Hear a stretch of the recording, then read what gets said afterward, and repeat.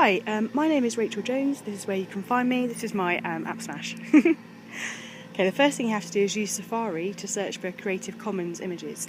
You can just do this in a straight Google search, or you can try search engine like Compfite. But you're looking for really creative, really quirky, interesting images. Save them onto your camera roll, and then they'll look something like this. Then you're going to use an app called Over. You're going to insert the images, and you're going to, they're doing pee over there, you can hear the whistle. You're going to insert the images and then add some words over the top. So Over lets you add text, it lets you add some graphics, but I like using it quite simply, just to add text. So here I have added some text, which is essentially going to be about improving students' writing. So you're going to have lots of separate images with text on. Then you're going to use an app called Moldiv to put the images together, and they'll look something like this. I like putting things in grids of 9, probably because of the symmetry, but put the images together. There's lots of different templates that you can use there. Once you've gone from Moldiv, you might like to use Graphio to put the images together into a larger poster, or you could make them into a writing frame, or into, I don't know, like something you could stick inside your textbooks, your exercise books.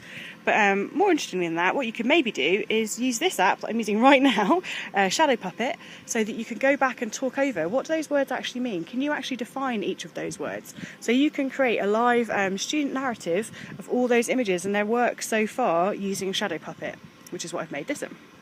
Or, if you were feeling really clever, you could then use Shadow Puppet and put it onto YouTube so that you give your students a public audience for their work. So you've gone from just having an audience of a teacher, which kind of doesn't really have that much impact, to saying that your students' work's going to go on the internet, and that's kind of a really big deal because they'll kind of work much harder to make sure that they'll get really positive comments. So you could put it onto YouTube. You could also put your finished product into an app called ThingLink and make the images interactive. So you can see here, ThingLink lets you embed media content. So you can see I could add some photos here from my camera roll. You can add links to websites. You can add Twitter feeds. You can add anything you like to make your image interactive. So here you go. This is with a YouTube video. So that was my AppSmash. It was Safari into Over, into Moldiv, into Graphio, into YouTube, into ThingLink. Boom, who says girls can't do computers? Thank you very much.